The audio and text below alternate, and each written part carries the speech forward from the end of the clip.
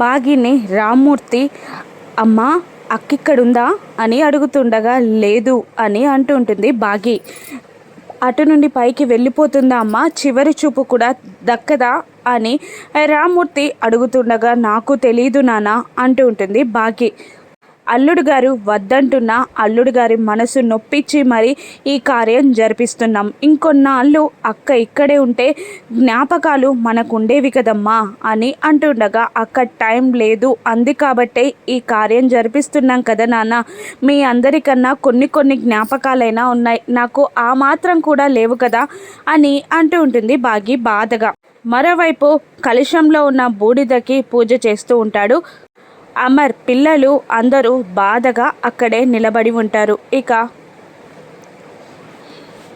మనోహరి మంగళతో ఇలా అంటుంటుంది, అమ్మయ్య ఈ రోజుతో నాకు పట్టిన పీడ పోతుంది, అది పైకి పోతుంది. ఉన్నన్నాళ్ళు నన్ను సతాయించుకొని చంపింది, చచ్చినాక కూడా నన్ను సాధించింది, ఇప్పుడు దాని పీడ పర్మనెంట్గా వదలనుంది నాకు అని మనోహరి సంతోషంగా చెప్తూ ఉండగా నీ ఆశ నిరాశే, అందులో ఉంది అస్థికలు కావు, అది కూడా బూడిదే, నువ్వు మళ్ళీ అప్సెట్ అవ్వబోతున్నావు అని మనోహరి మనసులో అనుకుంటూ ఉంటుంది.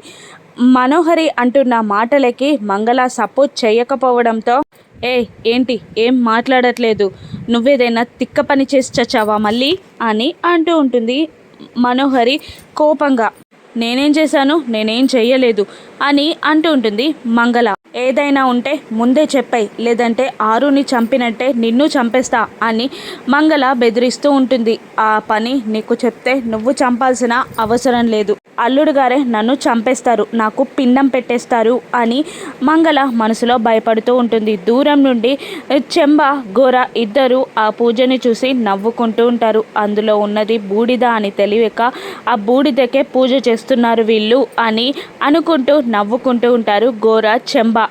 వాళ్ళ పూజ పూర్తయ్యాక మన పూజ మొదలుపెట్టి ఆత్మని తీసుకొని వెళ్ళిపోదాం అని చెంబ అంటూ ఉండగా అలాగే అని అంటూనే ఈ కార్యం పూర్తయ్యేలోపు ఆవిడ నోరు విప్పదు కదా అని గోర అడుగుతుండగా నోరు విప్పితే రక్తం కక్కుకొని చస్తుంది అని అంటూ ఉంటుంది చెంబ మంగళాన్ని తలుచుకోవడంతో మంగళకి వెక్కిళ్ళు పడుతూ ఉంటాయి. ఏంటి వెక్కిళ్ళు పెడుతున్నావు అని మనోహరి అడుగుతుండగా ఎవరో తలుచుకుంటున్నట్టున్నారు అని అంటూ ఉంటుంది మంగళ. ఇంకెవరు, నీ కూతురు ఆరుయే తలుచుకుంటున్నట్టుంది అనగానే వామ్మో, దానికి నేను అస్థికలు దొంగలించానని తెలిసిపోయిందా, నన్ను చంపేస్తుందేమో అని టెన్షన్ పడుతూ షాక్ అవుతూ ఆరు ఫోటో వైపు చూస్తూ ఉంటుంది మంగళ. ఏంటి అంతలా షాక్ అవుతున్నావు అని అడుగుతూ ఉంటుంది మనోహరి. ఏం లేదు అని మాట మార్చేస్తూ ఉంటుంది మంగళ. అప్పుడే ఆరు చిత్రగుప్తుల వారు అటువైపుగా నడిచి వస్తూ ఉండగా బాగి అది చూసి నాన్న అక్క వస్తుంది అంటూ వస్తున్న వైపు చూపిస్తూ ఉంటుంది. అవునా అమ్మ, ఏం చేస్తుంది అని అడుగుతుండగా ఏడుస్తుంది అక్క అని అంటూ ఉంటుంది బాగి. తనకి కూడా ఆఖరి చూపులు కదమ్మా, ఏమీ బాధపడకు, మళ్ళీ తొందరలోనే మనల్ని కలవడానికి అక్క వస్తుంది అని రామ్మూర్తి చెప్తూ ఉంటాడు. ఇక ఏదో ఒకటి చెయ్యండి గుప్తా గారు, ప్లీజ్ ఏదో ఒకటి చెయ్యండి అని అంటూ ఉండగా నేనేమీ చెయ్యలేను, నా చేతుల్లో ఏమీ లేదు అని గుప్తా అంటూ ఉంటాడు. లేదు గుప్తా గారు, నాకు విచిత్ర టైంలలో మీరు సహాయం చేసేవారు కదా, ఇప్పుడు కూడా అలాగే ఏదో ఒకటి చెయ్యండి అని ఆరు బ్రతిమిలాడుతున్నా కూడా నేనేమీ చెయ్యలేను అని అంటూ ఉంటాడు గుప్తా. నా అస్థికలు దొరికే వరకు ఈ పూజని ఆపలేరా అని అంటూ ఉండగా నువ్వే టైం కూడా చెప్పావు కదా అని అంటూ ఉంటాడు గుప్తా.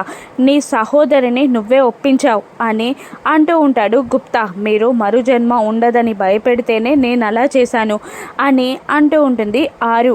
నేను భయపెట్టలేదు, జరిగేది నిజమని చెప్పాను అని అంటూ ఉంటాడు గుప్తా.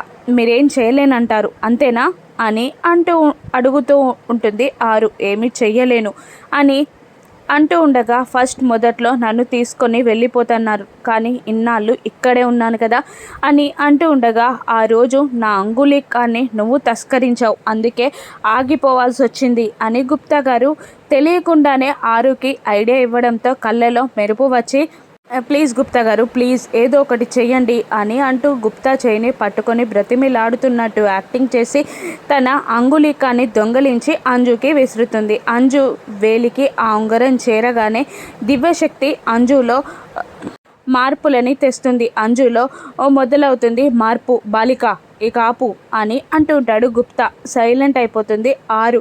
తన చేతికి ఉంగరం లేకపోవడంతో ఏంటి బాలిక, నా అంగుళీకం ఏది, నువ్వే తస్కరించావా అని అడుగుతూ ఉంటాడు గుప్తా. నేను ఇక్కడే ఉన్నాను, నేనేం చేశాను, నా దగ్గర ఏం లేదు, ఎక్కడ పారేసుకున్నారో వెతకండి అని తడబడుతూ చెప్తూ ఉండగా ఓవర్ యాక్టింగ్ చేస్తున్నావు, నువ్వే ఏదో చేసుంటావు అని అంటూ వెతుకుతూ కంగారు పడుతూ ఉంటాడు గుప్తా. ఇక అంగుళీకం చేతికి రాగానే అక్కడున్నవి అస్థికలు కాదని బూడిద అని గ్రహిస్తుంది అంజలి. మరి అస్థికలు ఎక్కడున్నాయి అని దివ్య దృష్టితో చూసి అక్కడే చెట్టు పక్కకున్న చెంబా గోరాల దగ్గర అస్థికలు ఉన్నాయని అంజు తెలుసుకుంటుంది. ఇక అంజులో వచ్చిన మార్పులని పసిగడుతూనే ఉంటుంది ఆరు.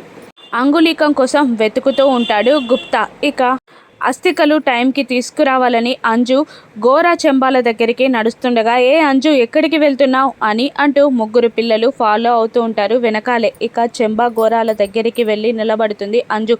ఇక్కడికి ఎందుకు వచ్చావు అని అడుగుతుండగా అక్కడున్నది బూడిద, అస్థికలు కావు, మర్యాదగా అస్థికలు ఇవ్వండి అని అంటూ ఉంటుంది అంజు. ఏం మాట్లాడుతున్నావు అంజు అని వెనకాలన్న పిల్లలు అడుగుతుండగా మన అమ్మకి హాని చేయాలని చూసేది వీళ్ళ దగ్గరే అస్థికలున్నాయి, అదే అడుగుతున్నా అని అంజు అంటుండగా గొడవ వద్దంజు, నీకేం తెలీదు అని పిల్లలు నచ్చ చెప్తున్నా కూడా అంజు వినదు. పీట కొంచెం గూత ఘనంలా ఉంది ఈ పిట్టని చూస్తుంటే అని అంటుంటాడు గోరా. ఇక గోరా చేతిలో ఉన్న సంచిని చూసి అందులో అస్థికలు ఉన్నాయని గ్రహించి అస్థికలు మర్యాదగా ఇవ్వండి అని బెదిరిస్తూ ఉంటుంది అంజు. ఇవ్వకపోతే ఏం చేస్తావు అని అడుగుతూ ఉంటాడు గోరా.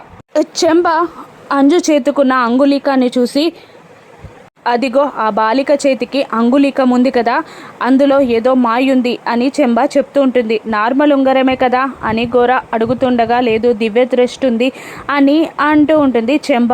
ఆరు గుప్తా గారిని ఎక్కిస్తూ అది యమధర్మరాజు గారి కొలువులో ఉండే చిత్ర విచిత్ర గుప్తుల వారి చేతికుండే మహిమాన్వితమైన ఉంగరం. చిత్ర విచిత్ర గుప్తుల వారికి ఎంత శక్తి ఉందో ఆ ఉంగరానికి కూడా అంతే శక్తి ఉంది అని పొగిడేస్తూ ఉంటుంది ఆరు. నువ్వే తస్కరించి ఇచ్చావు కదా అని గుప్తా అడుగుతూ ఉండగా మీరేం చెయ్యలేనన్నారు కదా, అందుకే నా కూతురికి ఇచ్చాను అని అంటూ ఉంటుంది ఆరు. ఇది విధికి వ్యతిరేకంగా వెళ్ళడం అంటూ ఉండగా నా అస్థికలు వాళ్ళు దొంగలించడం విధి వ్యతిరేకం కాదా, అయినా మీరు మహిమాన్వితమైన వారు అని పొగిడేస్తూ ఉంటుంది ఆరు. నన్ను పొగుడుతున్నావా అంగుళీకాన్ని పొగుడుతున్నావా అని గుప్తా గారు అడుగుతుండగా ఇద్దరికి సమన్యాయం చేస్తున్నాను అని అంటూ ఉంటుంది ఆరు.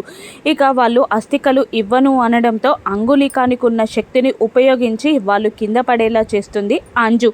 ఇక వాళ్ళ దగ్గరికి వెళ్ళి వాళ్ళ గద్వ కింద వేళ్ళు పెట్టి రెండు వైపులా ఇద్దరిని విసిరేస్తుంది అంజు. అది చూసి పిల్లలు ఆరు గుప్తా గారు అందరూ నవ్వుకుంటూ ఉంటారు. ఇక మళ్ళీ గోరాని దగ్గరికి వచ్చేలా చేసి పైకి ఆకాశంలోకి విసిరేస్తుంది అంజు.